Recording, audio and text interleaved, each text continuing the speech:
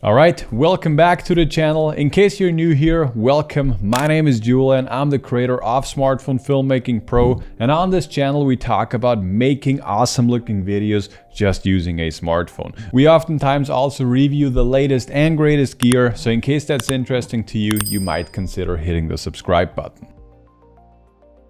And today we will take a closer look at the DJI OM6, and this is a very popular smartphone gimbal, and actually one of the most popular smartphone gimbals at the moment. I've had this gimbal now for approximately 6 months, and in this video I'll share with you the good and the bad, and ultimately in the end I will give you my personal opinion if you should get this gimbal right now. So let's get started with the good, and first off, the gimbal produces some very smooth footage. And in my opinion, this is probably the most important thing that a smartphone gimbal has to fulfill. If it does not tick that box, then in my opinion it is complete garbage. But the DJI Osmo Mobile 6 is capable of producing some very high quality and very smooth footage. I have tested it a bunch in vertical mode and also in horizontal mode, and it has produced some amazing footage. It definitely does help if you know how you can use the gear to its highest potential to get the best results possible, but overall the gimbal produces some very nice shots. The next thing that I really like about the Osmo Mobile 6 and also the OM4 and OM5 before that is the magnetic clamp that you can use with your smartphone.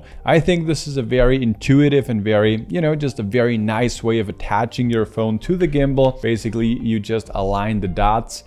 It snaps in. It is a very strong magnet, so you do not have to worry about that. And then basically all you got to do is turn it on, and then you're pretty much ready to go. So when it comes to the magnetic clamp and how long it takes for you to be able to shoot your first shot, this is absolutely at the very top of the smartphone gimbals. The next thing that I really enjoy about the Osmo Mobile 6 is the size. This thing is freaking tiny, and you can basically bring this, all the time with you. So when it comes to a compact gimbal that you can bring with you basically everywhere, and also when you're traveling, I think the size is basically unbeatable. The next thing that I do like with the Osmo Mobile 6 is they have massively improved the way and how you can change between the different modes. In the past, you basically always had to use their DJI Mimo app, but now on the front of the gimbal they have a tiny screen now, and basically you can just press the M button, and then you can change between 5 different modes or 4 different modes depending on how you count. If you also count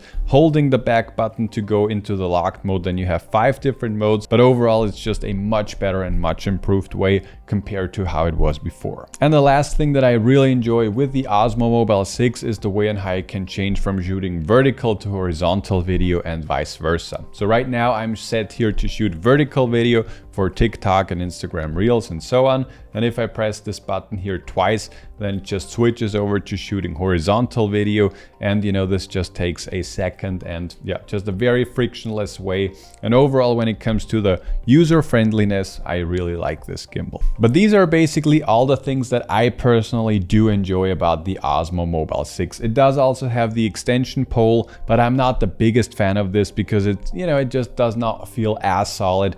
And it might be helpful for some certain scenarios, but overall I'm not the biggest fan of this. And now we will come to the things that I personally do not like about the Osmo Mobile 6. And first of all, the thing that I hate about the Osmo Mobile 6 is the payload. On paper it has a payload of up to 300 grams, which means that I can use my iPhone 14 Pro with a filter and also an add-on lens, and I can add a case, and I can also use an iPhone 14 Pro Max and a Samsung Galaxy S23 Ultra and so on.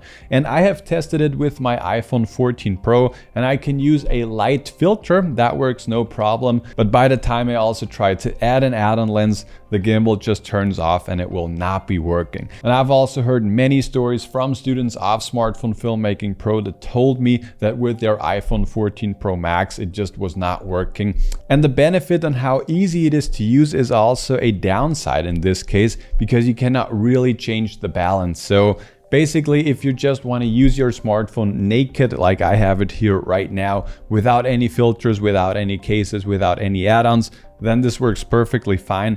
But by the time you also want to use, I don't know, a microphone, a case, a filter, a lens, whatever, I would not recommend that you get this gimbal for these kinds of scenarios. The next thing that absolutely sucks with the DJI OM6 is its tilt range. And I'll just show you very quickly. I will use the joystick And this is basically the furthest that the OM6 can go upwards. And I'll now show you also how far it can go down. And that's the most that it can go. And in my opinion, this is just very limited. Of course, depending on the mode that you're in, you can, tilt with your entire arm. But overall, there are a bunch of other options out there that have a much bigger tilt range. So if that's important for you, and I know that this is important for many of you out there, so just keep that in mind. The next thing that I do not really like about the Osmo Mobile 6 is the price. It does come in at around about $160 as of recording of this video. And for this, you get the gimbal, the mini table tripod, and the little carrying pouch and a USB Type-C cable. But by the time you want to add an add-on light, for example, you can buy this for $50 more.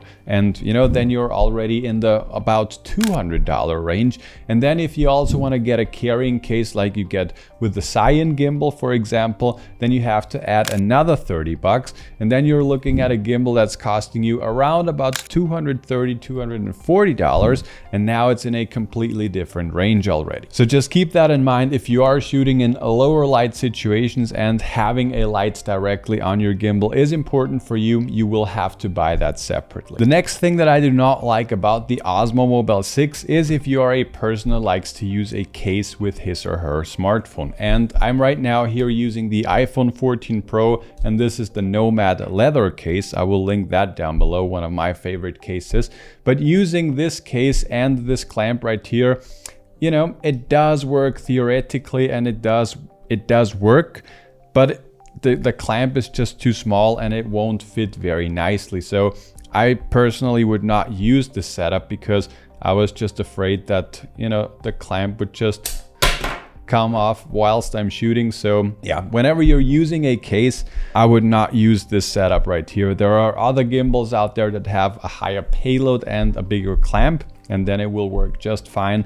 But with the Osmo Mobile 6, I would not use a combo like this. And the last thing that I do not really like about the Osmo Mobile 6 is you cannot make a full 360-degree spin with this setup. I'll just go into the into the spin mode basically. And now if I turn on the wheel, or on the joystick rather, then it starts making a spin, but it's very limited. I think it can only go up to 270 degrees.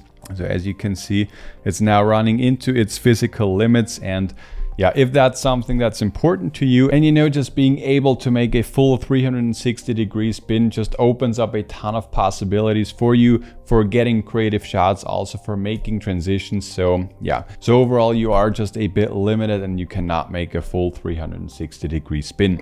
So what is my conclusion? Should you still get an Osmo Mobile 6 in 2023? And in my opinion, the Osmo Mobile 6 does have a lot of pros and a lot of cons, like we have talked about in this video. I think you have to be clear for yourself, like what you're looking for. Are you looking for a gimbal that works super fast? It won't work perfectly fine, but you can just, turn it on and you're ready to shoot for most scenarios. Then in my opinion, I think the Osmo Mobile 6 is a fantastic gimbal because, it's just very user friendly and you can get some very great results using it. If you are an aspiring filmmaker and you want to get the best quality possible, you might also be looking to use some add-on lenses and some filters and so on, then I think that the Osmo Mobile 6 is not the way to go for you. There are a bunch of different other options out there, like the Cyan Smooth 5S, for example, that has a higher payload and where you can just tweak the things way better so that you can,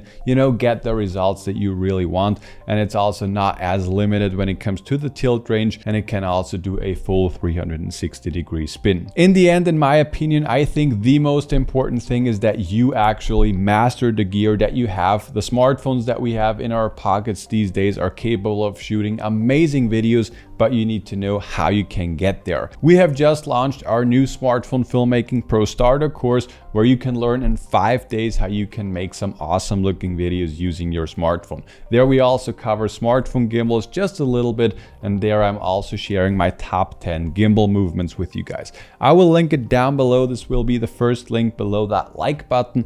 And in case you have not seen the comparison of the Osmo Mobile 6 to the Cyan Smooth 5S, then watch this video over there.